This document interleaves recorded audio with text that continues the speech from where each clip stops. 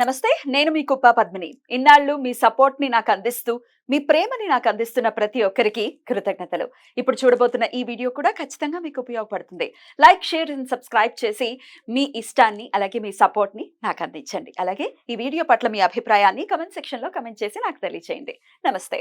జ్యోతిష్య శాస్త్రం ఒక అద్భుతం. వేదాంగమైన జ్యోతిష్య శాస్త్రం అనేటువంటిది మానవ జీవన గమనానికి ఒక వరం. జ్యోతిష్య శాస్త్రం నీ జీవితంలో వెలుగునింపే ఒక భాష. ఆ భాష నీకు అర్థమైతే ప్రకృతి నీతో మాట్లాడుతుంది. అస్ట్రాలజీ నేర్చుకోవాలి అనుకునే వారికి అద్భుత అవకాశం. మురళీధర శర్మ గారి అస్ట్రాలజీ క్లాసెస్ అతి త్వరలో మొదలు కాబోతున్నాయి. 100% జాబ్ గ్యారంటీ. వివరాల కొరకు సంప్రదించండి. నమస్తే, వెల్కమ్ టు అవర్ ఛానల్. నేను పద్మిని. ప్రస్తుతంతో పాటు ప్రముఖ ఆధ్యాత్మికవేత్త, జ్యోతిష పండితులు, అమ్మవారి సేవకులు, దత్త గణపతి ఉపాసకులు మురళీధర శర్మ గారు మనతో పాటు ఉన్నారు. మాట్లాడదాం. నమస్కారం అండి. మహాదేవ శ్రీమాత్రేడ మహా. కాలం కలిసి రావట్లేదు అనే మాట సర్వసాధారణంగా వింటూనే ఉన్నాయి. ఏంటోనండి, మా టైం అస్సలు సరిగా లేదు, బ్యాడ్ లక్కే ఉంది, లేకపోతే టైం సరిగా నడవట్లేదు మాది, ఇట్లాంటి మాటలు వింటూ ఉంటాం. మరి కాలం కలిసి రావాలి అని అంటే ఏం చేయాల్సి ఉంటుంది మురళి గారు? వాస్తవానికి కూడా అమ్మా, కాలం కలిసి రావటం లేదు అనేటువంటిది ఇది అందరికీ ఉండదు. అంటే కొందరికి ఉంటుంది, మీరు అన్నది వాస్తవమే. అయినప్పటికీ కూడా ఈ మాట మనం పదే పదే అనుకున్నప్పటికీ కూడా అదే యూనివర్స్ అదే తీసుకుంటుంది. మనకు అదే రిజల్ట్ వస్తుంది. కనుక నేను ఎప్పుడైనా కూడా ఎవరికైనా కూడా ముందు బ్రెయిన్ వాష్ చేస్తా. వీరి జాతకాన్ని పక్కన పెడతా ఫస్ట్. ఓకే, జాతకం అనేటువంటిది చాలా కీ రోల్ ప్లే చేస్తుంది ఇక్కడ. కానీ వారి మనసు కావచ్చును, వారి మైండ్ సెట్ను మనం మార్చగలగాలి. ఎంతో కొంత ఒక 1% మారిన నాకు ఎప్పటికీ బాగుండదు. ఎందుకో కాళ్ళ నొప్పులు కానీ లేదా నడువు నొప్పి కానీ ఇలా అస్సలు బాగుండదు గురువుగారు. ఎప్పుడు చూడు ఇదే. ఎందుకు అమ్మ మాట్లాడాలని చెప్పండి.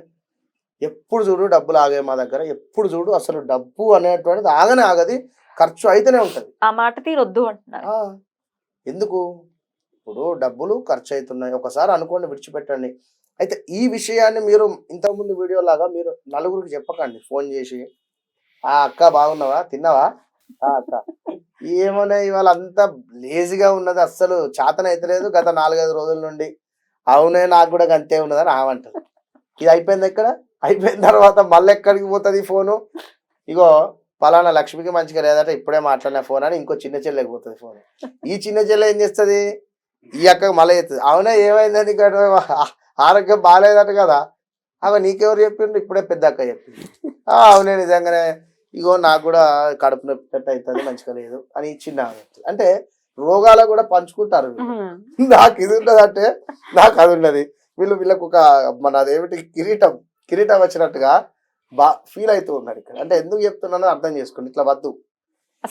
షేర్ అయ్యేటువంటి విషయం ఏమవుతుంది అంటే ఎక్కువ స్ప్రెడ్ అవుతుంది. అది ఫలానా వ్యక్తికి. ఇప్పుడు పవన్ కళ్యాణ్ వాస్తవానికి తన జాతకంతో పాటుగా యూనివర్సే తనని డిప్యూటీ సీఎం చేసింది. ఇక్కడ సీఎం సీఎం సీఎం సీఎం ప్రతిసారి సీఎం.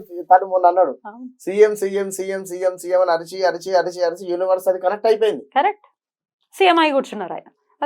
కనీసం కాకుండా డిప్యూటీ సీఎం. తను వాస్తవానికి ఆశించలేని తను ఎక్స్పెక్టేషన్ చేయలే. అసలు 21 సీట్లు వస్తాయని కానీ, డిప్యూటీ సీఎం అని కానీ ఆ రోజు ముందు రోజు వరకు కూడా ఎవరు అనుకోలేదు. కరెక్ట్. కనుక బాగుంది బాగుంది బాగుంది బాగుంది బాగుంటుంది అంతే అనుకోవాలి. అవును, ఒకవేళ అట్లా వచ్చింది అనుకో, చెప్పారు అనుకోండి, మార్నింగ్ బాగాలేదు, ఇప్పుడు ఓకే సూపర్, ఐఎమ్ ఆల్వేస్. నాకు ఎవరు ఫోన్ చేసినా కూడా ఏం సంగతి, ఎట్లున్నారు అంటే ఆల్వేస్ సూపర్, చాలా బాగున్నారు, పిల్లలు 100% సూపర్ సూపర్ అంతే. ఇక వేరేది లేదు విషయం. వారికి జ్వరం రానివ్వండి, మరొకటి రానివ్వండి, బాగాలేదు, కొంచెం చిన్న పాప కొంచెం బాగా, అయ్యో అవునా ఎందుకు మరి ఏమైంది? ఇక మురళి గారిని ఇట్లా జనరల్గా చెప్తున్నా, మన మురళి చిన్న కూతురికి బాగాలేదట అని మా మామ లేదా ఇంకొకళ్ళు ఫ్రెండ్ స్ప్రెడ్ అవుతుంది కదా. ఇది ఎప్పుడైనా అట్లా చేయకండి. నేను చెప్పేది విషయం ఏదైనా మనసులో పెట్టుకోండి దయచేసి. మీరు యాజ్ ఒక వెలివిషర్గా చెప్తున్నాను, ఈ విషయాన్ని మీరు మనసులో మాత్రమే పెట్టుకోండి. ఎవరికి కూడా ఏది షేర్ చేయకండి. రెండవది, మీ జాతకరీత్యా మాత్రం నీచబడినటువంటి దశలు ఉంటవి. కొన్ని నీచబడినటువంటి దశలు కానీ, ఈ బుధుల రాహు కానీ ఎక్కువ మనిషిని హైప్ క్రియేట్ చేయడం కానీ, నెగిటివ్గా ఉంది అనేటువంటి పరిస్థితులు కానీ, లేదా మాకు ఏ పని అనుకున్నా అవటం లేదు, ఈ ఫీలింగ్ అంటే ఒక క్వశ్చన్ మార్క్ చేసేది రాహువే. ఒక ఉన్మాదిలాగా ప్రవర్తించడానికి కూడా రాహువే కారణం. అది లగ్నాతున్నా పంచమాతున్నా కూడా చాలా డేంజర్ ఉంటుంది. మొన్న ఒక ఆమెతో హుబ్లీ నుంచి ఫోన్ చేసింది, ఒక ఆమె కర్ణాటక హుబ్లీ. రాహువు చంద్రుడు ఉన్నారు ఎక్కడ, మన వృషభంలో, వృషభ లగ్నం. మామూలుగా ఉండదమ్మా మీ పరిస్థితి, ఒక సైకో బిహేవియర్ ఉంటుంది మీకు అని చెప్పి గ్రహణం కదా అనగానే, గురువు గారు అసలు నేను ఇంత దూరాలు ఉన్నా కానీ మీరు దగ్గర ఉంటే అసలు మీ పాదాలను పట్టుకుని ఏడుస్తాను. ఎందుకమ్మా అన్న, గత 2-3 నెలల నుండి అసలు నేను ఎందుకు ఇట్లా ప్రవర్తిస్తున్నానో నాకే అర్థం కాకుండా నేను ప్రవర్తిస్తానా అంట. అప్పుడే ఎంటర్ అయింది రాహుల చంద్రుడు. ఈ 5-6 నెలల నుండి ఎట్లుందమ్మా, అస్సలు బాగాలేదు పరిస్థితి, ఏదనుకుంటే అది రివర్స్. కానీ అసలు అనుమానించుడు అయితే మామూలు అనుమానించాడు, ఎక్స్పెక్టేషన్. ఆమెనే అనుమానిస్తుంది, ఎక్స్పెక్టేషన్స్ పెట్టుకుంది. ఎవరితో ఫోన్ మాట్లాడుతుండు, ఎవరైనా ఉన్నారా, అట్లా అంటాడు కాదు. ఓకే, మళ్ళీ ఇమీడియట్ గా థాట్, అట్లా అనుకోవడం ఎందుకు, గ్రహణం కదా ఆ కాంబినేషన్, గ్రహణం అని మీ బుర్రనే కదా ఖరాబు. కనుక ఇగో ఇలాంటివన్నీ ఉంటవి. కనుక దయచేసి జాతక పరిశోధన అనేటువంటిది చాలా మస్ట్.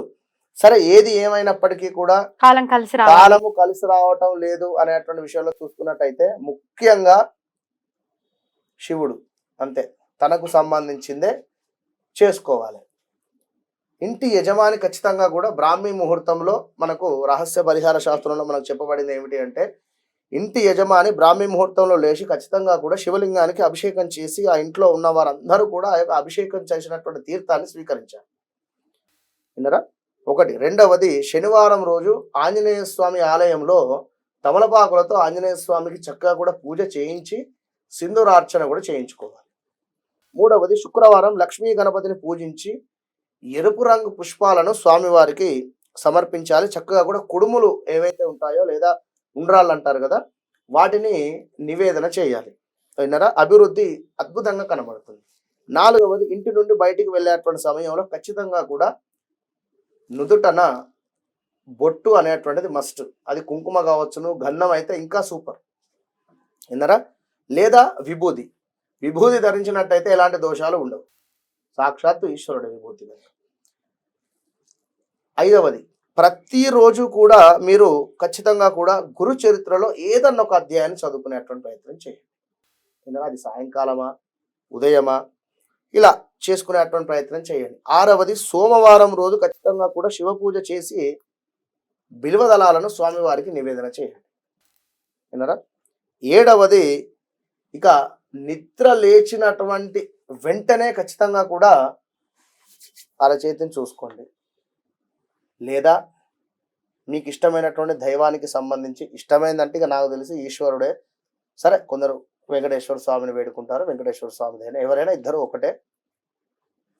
స్వామివారి యొక్క మీరు నిద్రలేచి ఫోన్ చూసుకునేటువంటి సమయం ఒక్కసారి చేసి వదిలిపెడితే ఏది కాదు. ఖచ్చితంగా 41 రోజులు లేదా 21 రోజులైనా చేయాలి. చేస్తేనే ఎంతో కొంత రిజల్ట్ అనేటువంటిది కనబడుతుంది అనేటువంటి విషయాన్ని అర్థం చేసుకోండి. అందులో ఉండేటువంటి మర్మం అది. చాలా అద్భుతంగా వివరించారు మురళి గారు. Thank you so very much. Mahadeva.